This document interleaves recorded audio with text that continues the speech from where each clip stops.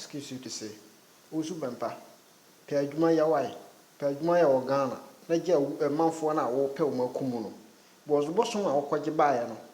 bosom no so mu wusa na afi na wo konse na sɔre na afi na wadwuma na sɔre me pa acho pe adwuma ye se wo de wo ye dua se wo ye banchia se wo ye bode kura no owu dua kura wu na wo kese nipa bewu no wadwe fi na wo timu no Nyankopɔn betua oka wo na obewu opie na obewu na obewu den na wonka say young boys bewu na so wonka say omo ye poor man omo ni hwe no omu de unim say kakra wo ni nsam no de unim say owo nidaso no omo na wo prende say omo bewu ba wo de ungu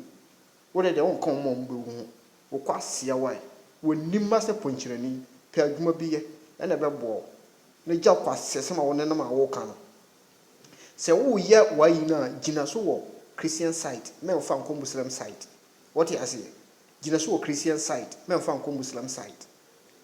se entokwa na opese wo ka ade ba Ghana wo de mpanyifo no montena ho se na kufu ado de wato na tua kanti mpanyifo no montena ho na momma ni sa nkwase asem no okoji ne bosom ba bedi ni kwase asem aso support se ogusu bempa de ka no kro e de no kro no wo ka oye Nyankopɔn no aya mo fam adwen no ono owusu bempa nko na Nyankopɔn bone se ono ye Nyankopɔn nipa na se ono nko na Nyankopɔn bone wo wiase hwe de whole we Christians am wo ho mo hwe abrochire wa pa na wate se sofo bisia anansa pastor bia ko je o ka ye se semsi bewu anansa aka ye se se ni besi hwan just Ghana sofo fo nko a na sa owusu bempa na wakoje bosom na be hye ne so adan mu no ono nko a edi na mo nkohye sa so adan edi na Muslims mo nkohye sa so adan adna mo kohye sa so adan sa bosom na wo ho mo kohye sa so adan bosom no be firi ho na sa o sei Christians anim ayi na Christians mo so mo te ho e hwe ma na sei mudin mo te ho ma sa owusu bempa we sei mudin we ye sofo okokoje no bosom bi ba be sha so dem no so we ye sofo oba TV station o mo ba be me interview wa so ran kontokwa osofo be na hu so kontokwa Nyankopɔn nipa be na hu so kontokwa wo public wo de wonka asema bi peace bakru wo pe ka asema be destroy Ghana sana wo pe wo so wo te wo pe Ghana yi enye Ghana yi na wo pe akufo du na enima wodi wachi na wo nye nipa ese wodi wachi wo ye borsam nkasa devil ni hini nkasa no ya se devil ne nkasa na mo se wa bedu Ghana no the whole world devil no wa fe na devil na ba Ghana o wusu bepa na ye devil ni hini se munima de woko wusu bempa soro bia ode ne nsa beka obia ode nome na du so wo family nyina so be hye bibia obenya wo brebo nyina be kwa wusu bempa nsem wusu bempa nya sofo wanya sofo monfa asem bi tumuti mo se wusu bompa eye preach na wo yusu bible da wo se wusu bempa kanya mi asem a wo kanya bible da new year wo be ka asem a wo betum manfo ofo no ewuo hu na wo ka oka owu hu asem ko wo se wabie bible atohoda wo se wusu bampa bie bible o preach e ka se bible Yakobon se menko bible ha na me ka se ni kire hwe ho kire wo Ghana e de na wo mmompa ya masa ho kire na nko and the wu hu printed because one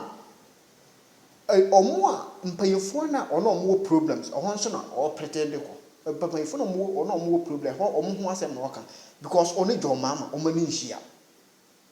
oni Muslims o mani nhia akufo ado wo twa na bo mbeto o pekwa am da kama o mafa bibia bre na manadi Nyakopo be twa wo kawo Nyakopo be twa wo kawo kanche kodu wo na obewu wo Ghana sa adwensi na wo de ate Ghana no emmo wo da wo emmo kwasia osofo be wo so wo osofo a nipa oye Nyakopo adwuma bia o wo yere ene ma wo fie nipa oyi Nyankopɔn adwuma bia no wo yere ne ma wo fie wo yere utimi ware bo borsan na wo kwaje ye no so bosom no ka che wo so wontimi nware mo pa mo ko yere interview bosom no ka che no so wontimi nware ente wontimi fa oba ntena no ente ono oba ntimi ntena no because bosom no e ma no kwan so wonware Nyankopɔn nipa bia Nyankopɔn na twusu oba ma wo se so wonni yira wontimi nya Nyankopɔn adwuma because dwaman no bebo no abonten no wontimi nya Nyankopɔn adwuma Ghana limam na chief limam wa to onire oye Yakobon adwuma ni meye pope de wo so won ware no de wo so won ware oye Yakobon adwuma no moye wo ade nkro nyankopon bo oba no be ma de ba wiase ade nkro nyankopon bo oba no be ma de ba wiase kwase onko na wo ye nyankopon nipa onko na ye nyankopon nipa ewuo no nyankopon se obi abewu nyankopon ba ye ba wiase no bo ba wiase se obi abewu wo ye den obewu enye wo be ba pretend se obi bewu wo nye nyankopon bo ye no bo se be ba wiase ba e de ye time so ye be ko nti nipa wu ne time na so nya wo owusu bempa ne time na so nya wo owusu bempa na nyankopon nyi hwe nkire o timupo nyankopon nyi hwe nkire na wonu hwe kwasia dwamani bemma wo ye nipa di omo so ko tra wo so dem omo nyi nipa o omo te sa wa die onima okodi wo owusu bempa chi no wo te sa wa muslims mo ko hye sa so da na mo hye ono owusu bempa no so we nyankopon a mo ko hye so mo hye no wasan ba bio na yi so we nyankopon so mo ko twaja gum no owusu bempa an hye a na mo ni so we nyankopon so mo ko twaja gum na owusu bempa an hye a na wo se nyankopon Jesus Christ o mo bo na su but okọ obai o mo bo na su wanwu o mo bo Jesus Christ su wanwu e ho no bo se nyankopon o ye ansa ampa o nyankopon nipa ampa mo ko hye na so da no muslims e ma mo ntena ho e ma sa kwase we emfa na asem be fofo muslims so e ba ka on muslims ni Christians mom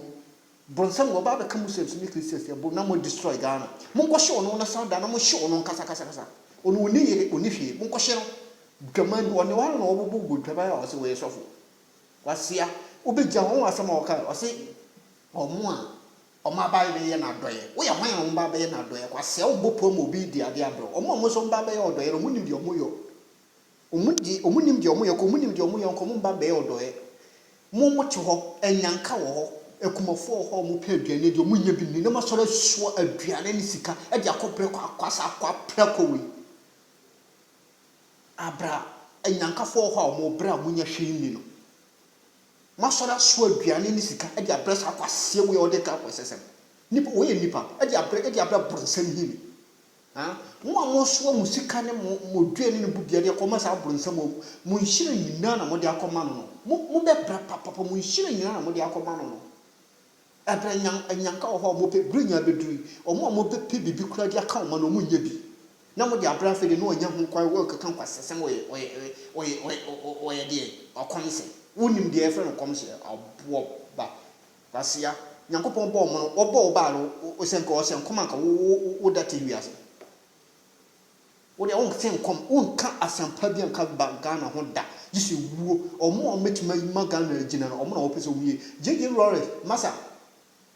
we ye ye hwi wo sori ye de wo ye ma no twa mu no manu hu se onya wo size abo ba so obe ye so kwasese ma gina